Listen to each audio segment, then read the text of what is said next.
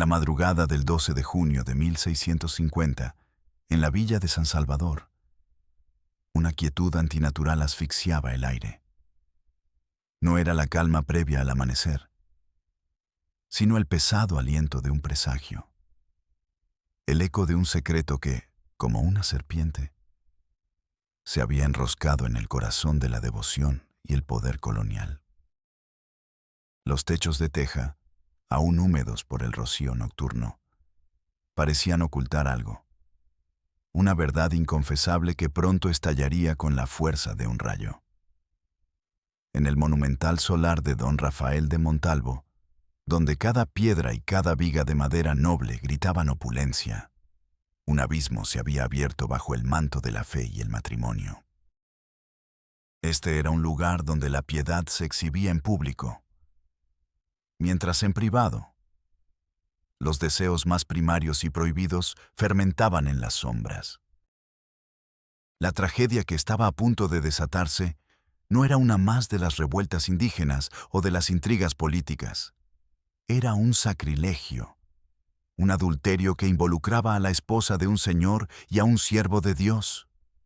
Un amor impío que amenazaba con derrumbar no solo reputaciones y vidas, sino los mismísimos cimientos morales de la Capitanía General de Military Settlement Maine, Guatemala. La Inquisición, con su mano de hierro y su fuego purificador, ya afilaba sus garras, lista para devorar a quienes osaron desafiar a Dios y al hombre.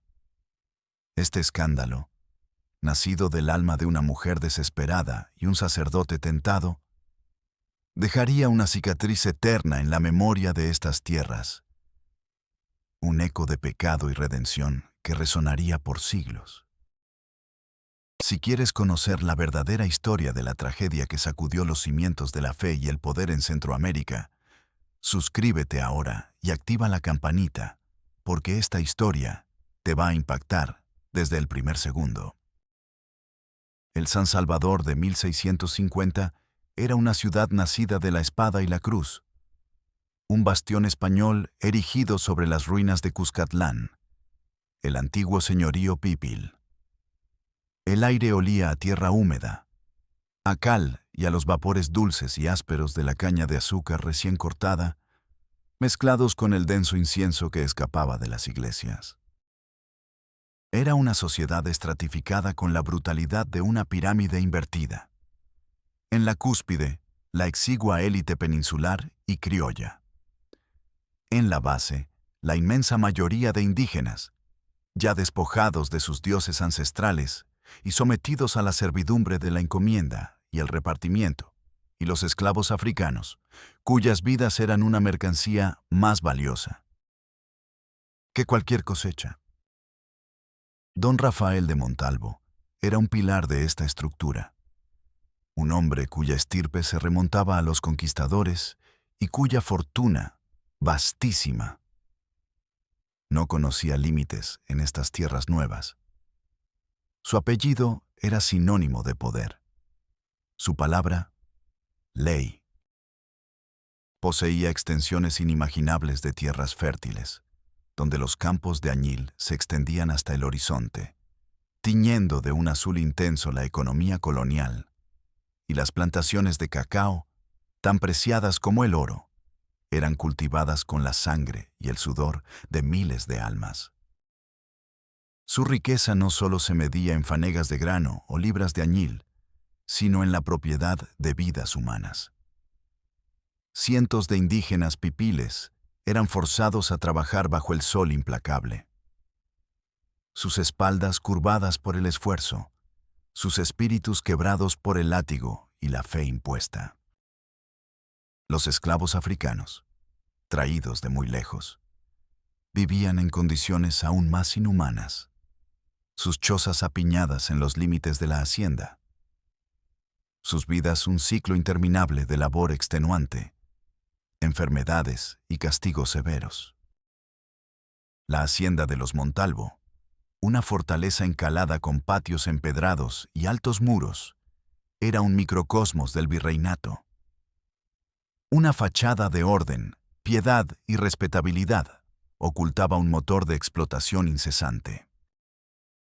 Los capataces, hombres de hierro con almas de piedra, aseguraban la obediencia con un látigo que silbaba en el aire y dejaba huellas imborrables.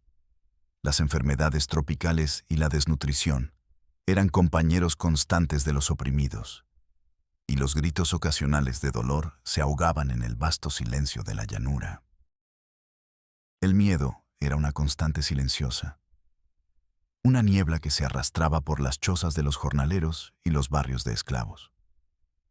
Sus ojos, a menudo, reflejaban una resignación profunda, pero bajo la superficie, la chispa de la resistencia y el resentimiento apenas se atrevían a parpadear. Eran almas despojadas de dignidad, sus tradiciones borradas, sus lenguas prohibidas, sus espíritus aplastados por la maquinaria colonial. En este mundo de acero y dogma, doña Isabel de Rojas había sido traída como una joya, una ofrenda a la respetabilidad y el prestigio de los Montalvo. Con apenas 20 años, su belleza era de una delicadeza inusual. Piel de alabastro que apenas se tostaba bajo el sol colonial, cabello oscuro como la noche salvadoreña que caía en cascada sobre sus hombros, y unos ojos grandes y expresivos, de un color avellana profundo, que revelaban una inteligencia viva y una sensibilidad que chocaba frontalmente con la frialdad calculadora de su esposo, don Rafael. Ella había crecido entre libros y poemas en la distante Santiago de los Caballeros de Guatemala, educada en los conventos para ser la esposa perfecta de un señor de encomienda, aprendiendo a coser, a rezar, a administrar un hogar y a disimular sus propios pensamientos. Pero su alma anhelaba una conexión más profunda que la que su matrimonio de conveniencia podía ofrecer. Había sido entregada a don Rafael a los 16, una unión estratégica que solidificaba dos de las fortunas más grandes de la región. Su vida en la hacienda era una jaula de oro, donde el lujo de los brocados y las joyas no podía sofocar la inmensa soledad de su corazón. Sus días transcurrían entre rezos obligatorios, la supervisión de una casa inmensa y un vacío emocional que la carcomía. Don Rafael, 10 años mayor, la veía más como una extensión de su prestigio, una madre para sus futuros herederos, que como una compañera de vida. Sus conversaciones eran transacciones, sus caricias, deberes. El padre Mateo de la Cruz llegó a San Salvador un año antes, como un bálsamo en un mundo árido. Joven, con apenas 30 años, había sido formado en los colegios de la Orden Franciscana en México, imbuido de una piedad sincera y un intelecto agudo. No era un hombre de gran estatura física, pero su presencia era imponente, su voz, profunda y resonante. Sus ojos, de un azul penetrante, parecían ver más allá de las apariencias, directos al alma. A diferencia de muchos de sus hermanos, Mateo poseía una empatía inusual, una curiosidad intelectual que lo llevaba a leer en latín y griego, a interesarse por la astronomía y la filosofía. Sus sermones eran menos de condenación y más de consuelo. Sus palabras buscaban elevar el espíritu, no solo infundir temor. Su vocación era genuina, forjada en años de estudio y oración. Pero su corazón, a pesar de sus votos de castidad, pobreza y obediencia, era sensible a la belleza, a la melancolía del alma humana, a la injusticia que palpaba a su alrededor. No era un revolucionario, sino un hombre de Dios que creía en la compasión. Aún no sabía que su llegada a la parroquia de San Salvador, su nueva misión, lo lanzaría al centro de una tormenta de pecado, pasión y desesperación que amenazaría no solo su alma, sino la existencia misma de los involucrados. revelando la fragilidad de la fe y la tiranía del poder. El primer encuentro entre doña Isabel y el padre Mateo no tuvo nada de extraordinario a primera vista. Fue, como tantos otros en la colonia, en el sagrado y oscuro recinto de la confesión. Era un martes cualquiera. El sol ya declinando teñía de oro las paredes de la pequeña capilla privada de la hacienda Montalvo. Un lugar de oración para la familia y los pocos criados de confianza. Isabel, siguiendo la costumbre y la imposición de su esposo, se arrodilló tras la rejilla de madera tallada, su voz baja y monótona, enumerando las pequeñas faltas de una vida que sentía sin emoción. Una oración olvidada, un pensamiento vanidoso, una palabra dura a una criada. Eran pecados de forma, no de sustancia. Pero esta vez, algo fue distinto. La voz al otro lado, grave y compasiva, no sonó a juicio ni a condena, sino a una comprensión profunda que la hizo estremecer. El padre Mateo, recién llegado a la parroquia y aún con la frescura de su idealismo, no escuchaba solo las palabras formularias de su penitente, sino el eco de una inmensa soledad que las envolvía, un vacío que resonaba con el suyo propio, aunque él no lo supiera entonces. Su absorta atención, su tono suave, la ausencia de cualquier reproche, la desarmaron. En los siguientes meses, las confesiones de Isabel se volvieron más frecuentes, sus visitas a la capilla, casi diarias. Las enumeraciones de pecados triviales dieron paso a los miedos más íntimos, a las preguntas sobre el alma, a la inmensa carga de un matrimonio sin amor, a la desolación de una vida que se sentía robada. Detrás de la rejilla, sus mentes se conectaban con una facilidad asombrosa.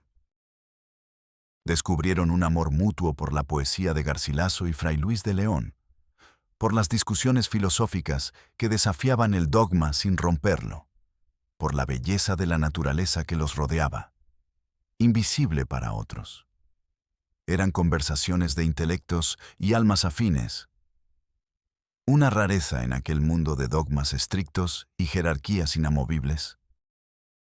Sus miradas se cruzaban en la iglesia, furtivas, cargadas de un entendimiento tácito que helaba la sangre y aceleraba sus pulsos.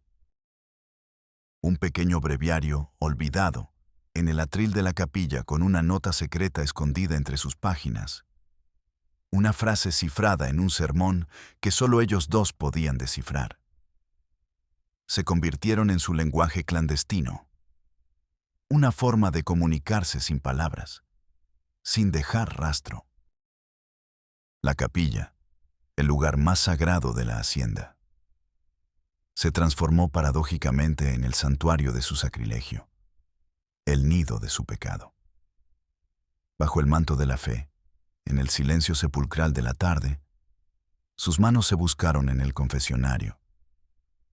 Un roce accidental que se convirtió en un anhelo ardiente. Un contacto prohibido que enviaba escalofríos por sus cuerpos. Una chispa que encendía un fuego que jamás podrían apagar. La tensión crecía con cada encuentro. El miedo y el deseo librando una batalla constante en sus almas. Isabel, con su corazón hambriento de afecto y comprensión, encontraba en Mateo el espejo de su propia sensibilidad. Una conexión que don Rafael, con toda su riqueza y poder, nunca podría ofrecer. Mateo, a su vez, veía en Isabel no solo una mujer de una belleza arrebatadora, sino un alma enjaulada, un intelecto brillante que lo desafiaba y lo atraía a un abismo moral del que sabía no podría escapar ileso.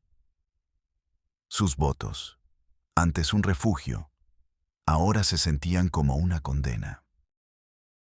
La culminación de este tormento llegó en una noche de tormenta tropical, cuando los truenos ahogaban los sonidos de la hacienda y la lluvia golpeaba con furia las ventanas. un reflejo del caos que se desataba en sus interiores. En la biblioteca, donde ambos buscaban refugio del aguacero y de la soledad que los acechaba, las palabras se agotaron.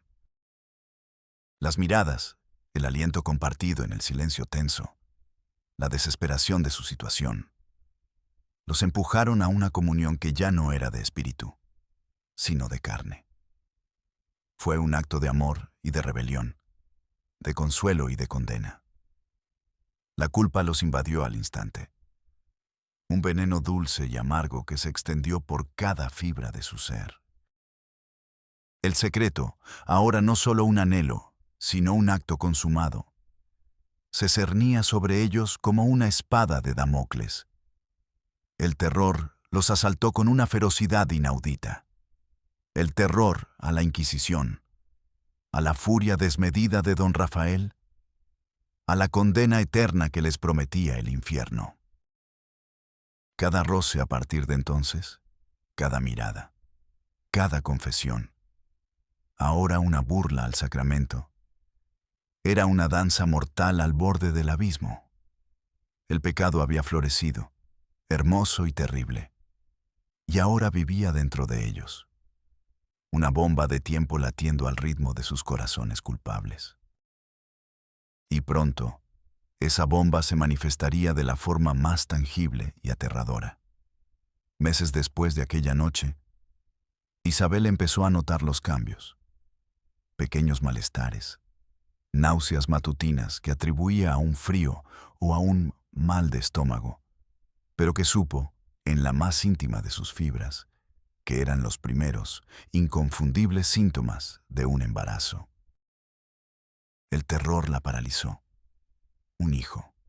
Un hijo de su pecado, un bastardo que llevaría la marca de la infamia, una prueba viviente de su transgresión. El pánico se apoderó de ella, una sensación de ahogo que no la abandonaría. Este era el secreto central, la bomba de tiempo, que prometía la aniquilación de todo lo que conocía. La existencia de doña Isabel y el padre Mateo se transformó en una elaborada telaraña de engaños y disimulos, una danza macabra entre el anhelo irrefrenable y el terror constante. Ya no se trataba de un mero desliz, sino de una relación clandestina que crecía en audacia y desesperación, alimentada por el fruto prohibido que Isabel llevaba en su vientre. Cada día era un desafío a la muerte. Cada noche una burla silenciosa a las estrictas normas de la sociedad colonial y a la infalible autoridad de la Iglesia.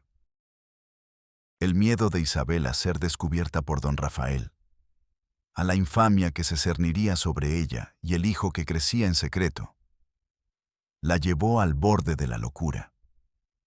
Isabel, siempre bajo la atenta mirada de su esposo y de las criadas que servían en la casa principal, aprendió el arte de la disimulación con una habilidad aterradora. Sus ausencias, antes insignificantes, se volvieron calculadas, sus excusas para retirarse a sus aposentos o a la capilla, impecables. Una repentina y fervorosa devoción por la oración en la capilla, donde solo ella y el padre Mateo solían permanecer por largos periodos, se convirtió en su coartada más efectiva. Nadie se atrevería a cuestionar la piedad de la esposa de un señor tan devoto como don Rafael.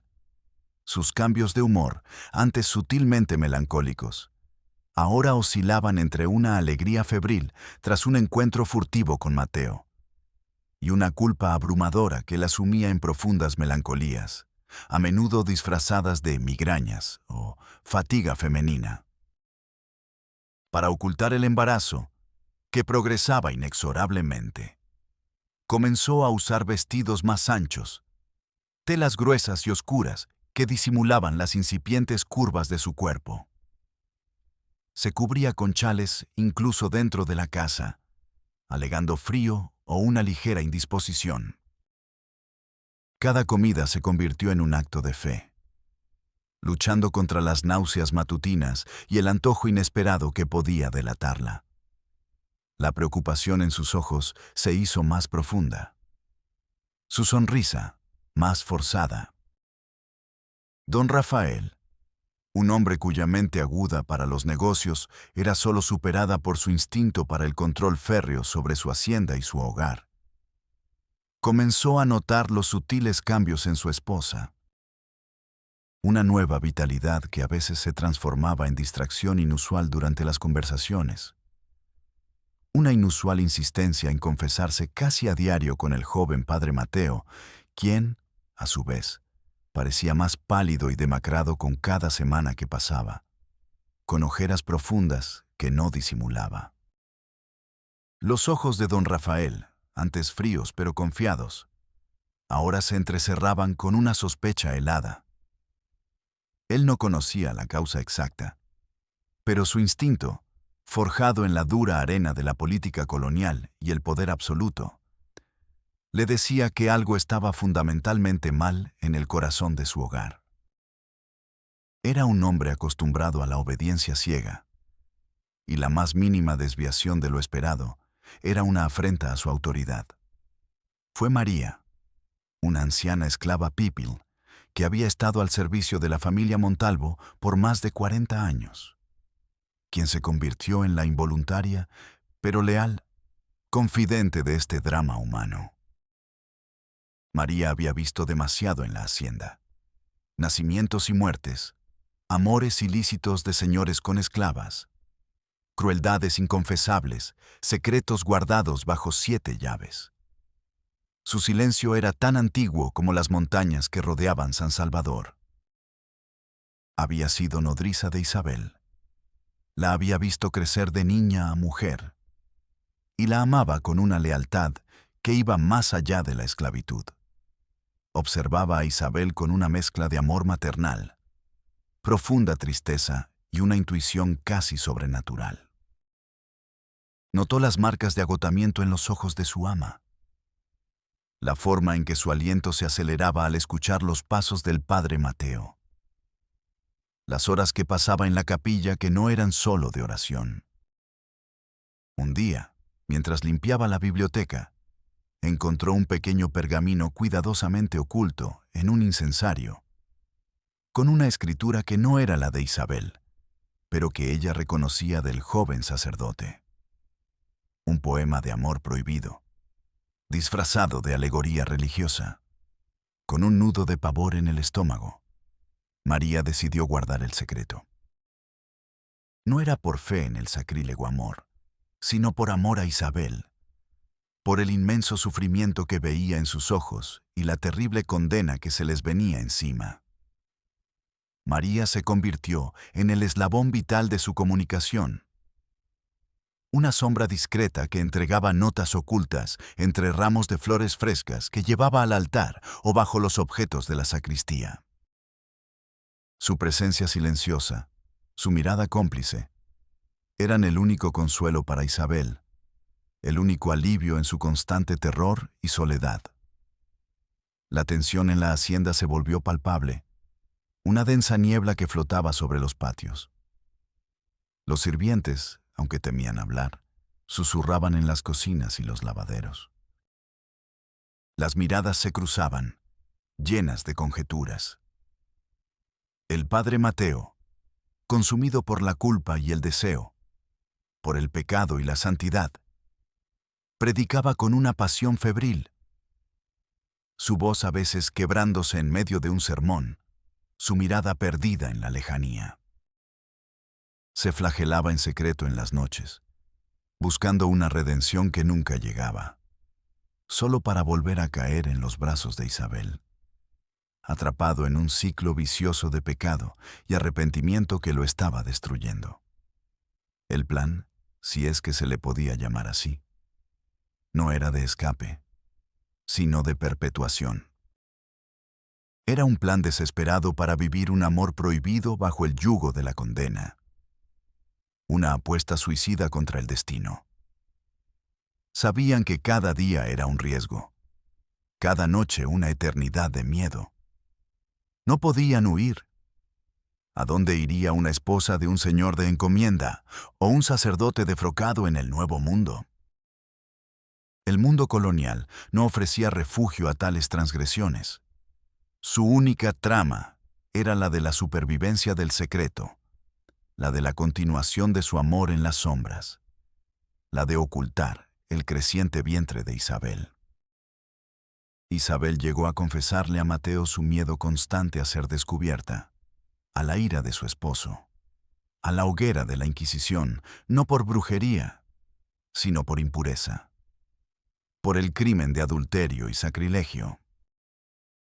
El padre Mateo, por su parte, le hablaba del tormento de su alma, de cómo cada misa era una agonía, cada bendición una burla a su propia condición de hombre roto por el pecado. Ambos discutieron la posibilidad de un plan de huida, la idea descabellada de desaparecer en la jungla o en alguna ciudad portuaria lejana. Pero rápidamente descartaron la idea. Eran demasiado reconocibles, demasiado dependientes del sistema que los condenaría. Además, la condición de Isabel les ataba aún más. La única solución era mantener el secreto, esperar y rezar por un milagro o por la muerte. Don Rafael había notado que María, la anciana esclava, se había vuelto inusualmente apegada a Isabel, y esto levantó aún más sus sospechas. No la despidió, pues le era leal de otra forma, pero la vigiló con más atención. Además, el ambiente en la hacienda se volvió más tenso.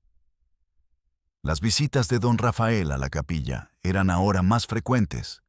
Sus ojos escrutaban cada rincón. Su presencia era una losa pesada. Incluso, sin que nadie lo notara, había contratado a un nuevo capataz, un hombre de pocas palabras y ojos penetrantes, llamado Gaspar, que parecía estar en todas partes. Era un espía encubierto, un halcón enviado por don Rafael para vigilar los movimientos de su esposa y del clérigo, para desentrañar el nudo de sospechas que lo asfixiaba. Gaspar observaba, informaba y esperaba el momento de la verdad. La red se estaba cerrando lenta, pero inexorablemente.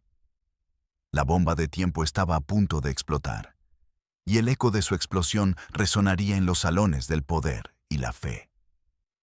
¿Crees que la fe o la pasión prevalecerán en este macabro juego del destino? Comenta tu predicción y sigue viendo para descubrir el terrible desenlace. El velo de engaño, tejido con hilos de deseo y terror, se rasgó con una violencia abrupta la noche del 12 de junio de 1650. Don Rafael de Montalvo, un hombre de inquebrantable orgullo, una piedad superficial que ocultaba una voluntad de hierro, había llegado al límite de su paciencia. Las sospechas lo devoraban como una enfermedad. La distancia de su esposa, la repentina y excesiva reclusión del padre Mateo en la capilla a horas inusuales, los susurros de las criadas que él había despedido por ociosas, pero que le habían plantado una semilla de duda inconfesable. Incluso los informes sutiles de Gaspar, el nuevo capataz, sobre los movimientos extraños en la capilla, habían alimentado una furia silenciosa que ardía en sus entrañas. Esa noche, con la excusa de un inventario urgente en la bodega de añil, don Rafael se aseguró de que las luces de la hacienda se apagaran temprano y la mayoría de los sirvientes se retiraran a sus chozas, agotados por la jornada. Su plan era simple, pero astuto: crear un escenario de falsa tranquilidad. Él mismo, sin anunciarse, envuelto en la oscuridad de la noche, se dirigió a la capilla. El silencio era casi total, roto solo por el chirrido de los grillos y el latido desbocado de su propio corazón. La puerta de la capilla estaba entreabierta. Una tenue luz de vela parpadeaba en el interior, proyectando sombras danzantes sobre las paredes blanqueadas. De repente, una respiración agitada y un susurro incomprensible, apenas audibles, lo detuvieron en seco. La sangre se le heló en las venas. Su mente, habituada al cálculo y al dominio, se negó por un instante a procesar lo que sus sentidos le decían. Empujó la puerta con una furia contenida que a punto estuvo de hacerlo tambalear, y lo que vio lo pulverizó en el acto.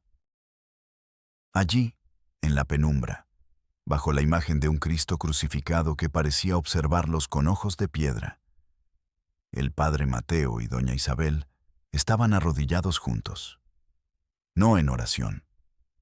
Sus cuerpos estaban entrelazados en un abrazo que rompía todos los límites de la decencia, de la sacralidad, del matrimonio. La vestidura sacerdotal del joven cura estaba desordenada, su cabello revuelto. El rostro de Isabel, surcado por lágrimas, se levantó hacia la luz con una mezcla aterradora de arrepentimiento, desafío y una desesperación animal. Sus ojos, antes soñadores, ahora mostraban un miedo abyecto, pero también una extraña resolución. En ese instante, la furia de don Rafael fue un fuego abrasador que consumió toda razón, todo decoro. Su rostro se desfiguró, sus ojos, inyectados en sangre, se clavaron en ellos. Dos criaturas patéticas, atrapadas en su propio nudo de pasión y pecado. Un grito gutural escapó de su garganta, resonando como un eco demoníaco en el sacro recinto. Blasfemia, sacrilegio, adúlteros miserables, aquí, en la casa de Dios, en mi propia casa. Isabel, pálida como un fantasma, con sus manos temblorosas, intentó cubrir su vientre, un gesto instintivo que don Rafael no pasó por alto. Mateo, con el rostro descompuesto, se levantó lentamente, interponiéndose entre Isabel y la ira desatada de don Rafael. Su figura flaca, pero extrañamente resuelta. «Señor de Montalvo, deténgase. Esto es un pecado que solo Dios puede juzgar», suplicó Mateo, su voz apenas un hilo, suplicando por una misericordia que no encontraría. ¿Pecado? Pecado es un lamento. Esto es una abominación. En mi casa, en mi capilla, con mi esposa, la madre de mi hijo nonato. La última frase salió de sus labios con una bilis incontrolable, su mirada fija en el vientre ligeramente abultado de Isabel, comprendiendo de golpe toda la extensión de la traición. Y usted, siervo de Dios, profanando el altar y su juramento sagrado, será colgado por esto. Y usted, ramera del diablo, arderá en el infierno. Y ese bastardo no verá la luz del día, vociferó don Rafael, avanzando hacia Mateo, un brillo desquiciado en sus ojos que prometía un castigo más allá de lo terrenal. Isabel, con una dignidad inesperada que sorprendió incluso a su propio esposo en medio de su furia, se adelantó, colocándose al lado de Mateo. «No nos culpe solo a nosotros. Usted me casó por ambición, me mantuvo en una jaula de oro y vacío. Usted me negó el amor y la compañía. Mateo. Mateo me vio como un ser humano, no como una posesión. Me dio una razón para vivir, un consuelo que usted me negó». Su voz, aunque temblorosa, tenía una fuerza inquebrantable. Una valentía que solo sirvió para enfurecer aún más a don Rafael. «Silencio, víbora. Tu castigo será ejemplar. Ambos arderán, uno en la hoguera de la Inquisición, el otro en la vergüenza eterna y el infierno». Sin más preámbulos, don Rafael, sin reparar en la hora o las formas, giró sobre sus talones y corrió a buscar a sus capataces. En cuestión de minutos, el silencio de la noche se rompió por los gritos de los sirvientes, el resplandor de las antorchas y el sonido de las botas. Los amantes fueron brutalmente arrastrados de la capilla. Sus súplicas y lamentos se perdían en la noche oscura. La anciana María, escondida en la cocina, Solo pudo observar con impotencia, sus ojos llenos de lágrimas. Don Rafael, con el rostro desfigurado por la ira y el deshonor, los denunció de inmediato a las autoridades eclesiásticas y civiles. La acusación fue doble: adulterio, un crimen civil grave que podía llevar a la flagelación pública y el encierro, y, lo que era mucho peor, sacrilegio y profanación de los votos sacerdotales, lo que los ponía directamente bajo la jurisdicción del Santo Oficio. La temida y omnipotente Inquisición. La sentencia implícita era clara, predecible y brutal: prisión, tortura y el inevitable, público y humillante, auto de fe. La bomba había explotado, y sus ondas expansivas sacudirían a toda la sociedad colonial. El proceso de la Inquisición era una pesadilla tejida de oscuridad, silencio y desesperación. Un laberinto diseñado para quebrar el espíritu humano antes que el cuerpo. Padre Mateo e Isabel fueron arrestados sin piedad, arrancados de su vida en la hacienda y lanzados a las mazmorras frías, húmedas y claustrofóbicas de la Real Audiencia, donde la luz del sol nunca llegaba y el aire olía a moho, miedo y desesperanza. Las celdas, pequeñas como ataúdes, estaban separadas, un tormento añadido para los amantes. Cada uno enfrentó su propio infierno, aislado, con solo sus pensamientos más oscuros por compañía. Mateo, en su celda solitaria, luchaba contra la locura. El silencio era un tormento.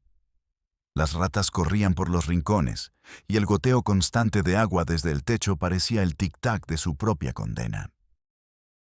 Los inquisidores, hombres de fe inquebrantable y métodos implacables, lo sometieron a interrogatorios exhaustivos que duraban horas, días, semanas.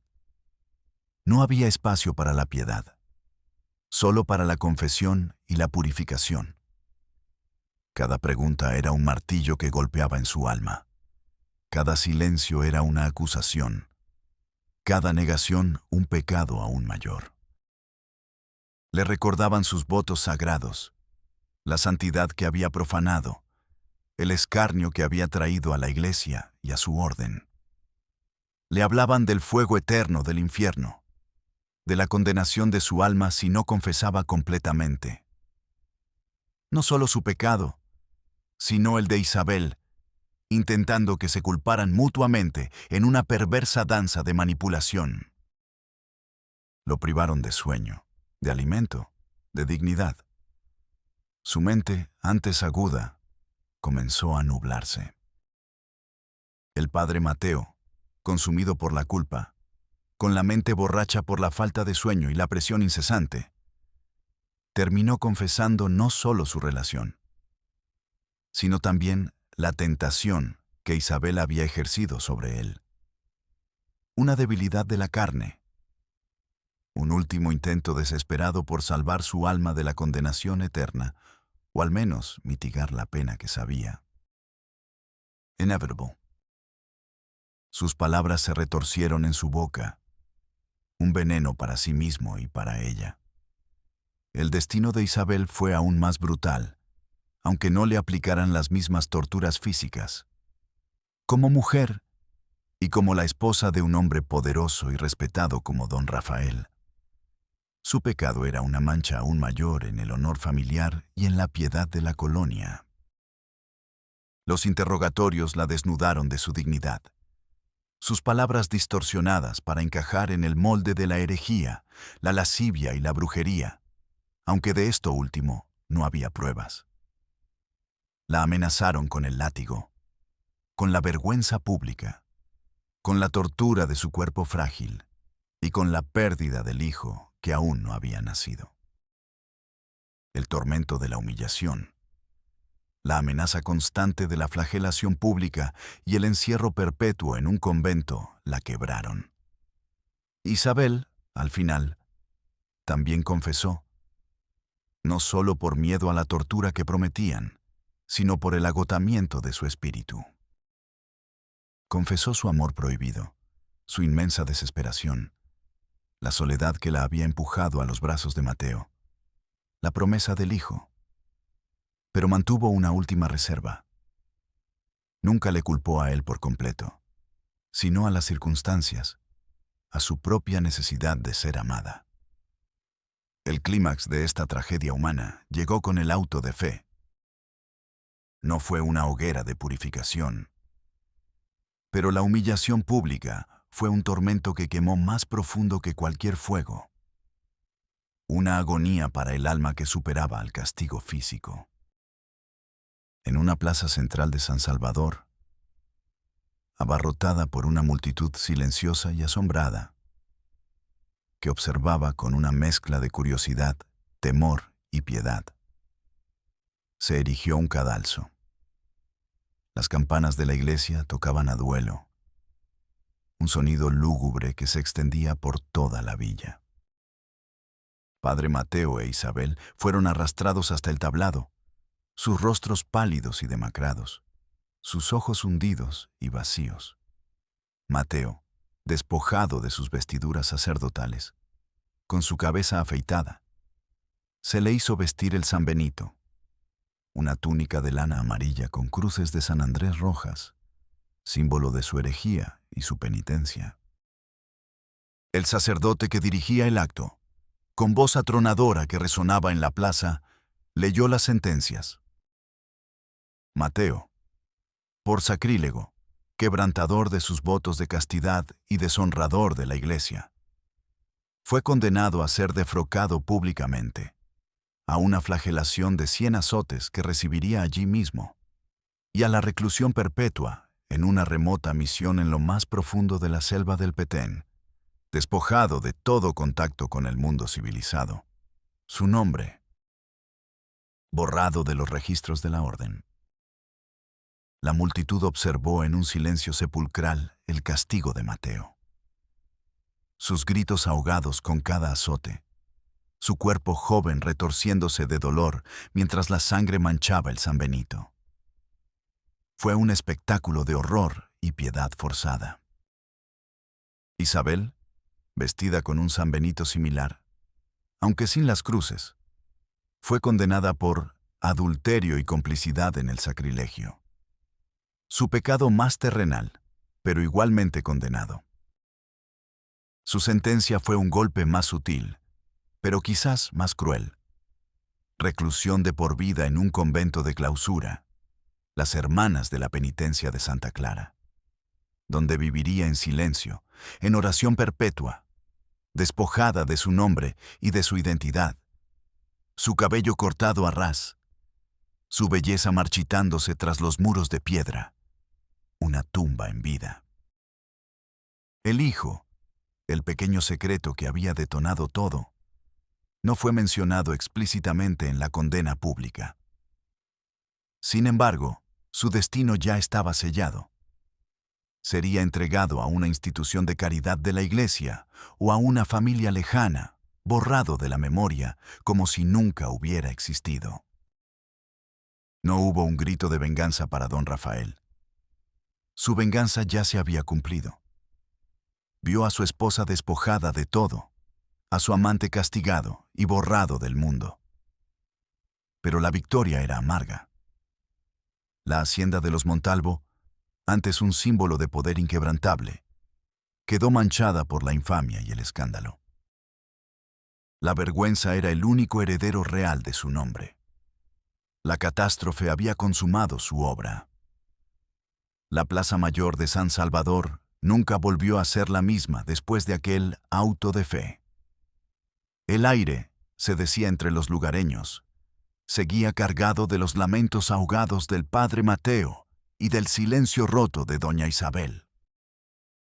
Don Rafael de Montalvo, aunque recuperó su honor superficial ante la sociedad colonial, jamás se recuperó de la herida profunda que el escándalo había infligido a su orgullo y a su reputación inmaculada.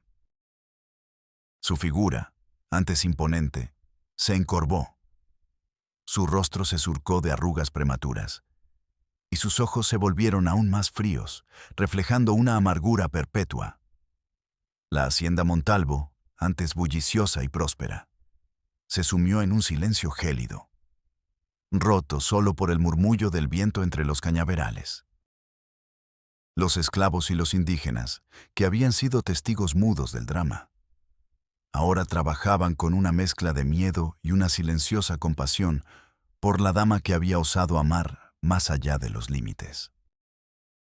Veían a su señor envejecer rápidamente, su semblante cada vez más duro, y sabían que su riqueza, por más vasta que fuera, no podía borrar la mancha de la infamia que se había adherido a su linaje. La familia Montalvo, antes reverenciada y temida a partes iguales, ahora era objeto de susurros, de miradas esquivas. El apellido se asociaba irremediablemente con la profanación, la lujuria y la vergüenza, una mancha indeleble en su pergamino de nobleza. El auto de fe había sido una purga, pero también una condena para ellos mismos. Las autoridades virreinales y eclesiásticas hicieron todo lo posible por borrar el incidente de los registros públicos. Los documentos del juicio de la Inquisición fueron sellados y archivados bajo estrictas órdenes de secreto, designados para el olvido.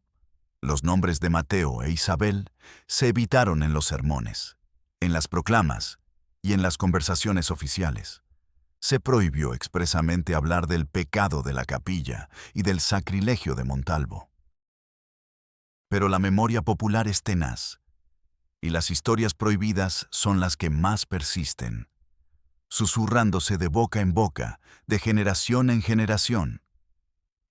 El convento de Santa Clara, al que Isabel fue condenada, se convirtió en un lugar de sombríos rumores. Se decía que en las noches de luna llena, cuando el viento aullaba entre los barrotes de las celdas, se escuchaban lamentos melancólicos desde el interior de sus muros, el fantasma de una mujer enjaulada por su amor prohibido, su corazón roto resonando en la eternidad. Para Isabel, cada día tras aquellos muros era una muerte lenta, una penitencia que nunca terminaba, su belleza marchitándose como una flor sin sol. En la lejana misión selvática a la que Mateo fue exiliado, en lo profundo de las tierras salvajes y desconocidas, su historia se fusionó con las leyendas locales. Los indígenas, que habían escuchado los relatos de su caída, hablaban de un padre triste que caminaba por la selva, predicando el amor de Dios con una voz quebrada, con ojos que siempre miraban hacia un horizonte perdido, buscando quizás un perdón que nunca encontraba, o el recuerdo de la mujer que lo había llevado a su condena. La hacienda Montalvo, y en particular la capilla donde el secreto fue descubierto, fue abandonada por la familia. Se convirtió en un lugar maldito, un espacio que nadie quería habitar. Las nuevas generaciones de los Montalvo preferían las residencias en la ciudad. La gente del pueblo, los campesinos que la rodeaban, evitaban pasar cerca al anochecer, temerosos de ver las sombras de los amantes prohibidos o de escuchar los ecos de la ira furiosa de don Rafael. La historia de la confesión prohibida no se escribió en los libros de historia oficial, no se enseñó en las escuelas, pero se transmitió de generación en generación. Un cuento susurrado al calor de la hoguera. Una advertencia sobre los peligros de amar más allá de los límites impuestos por Dios y por el hombre.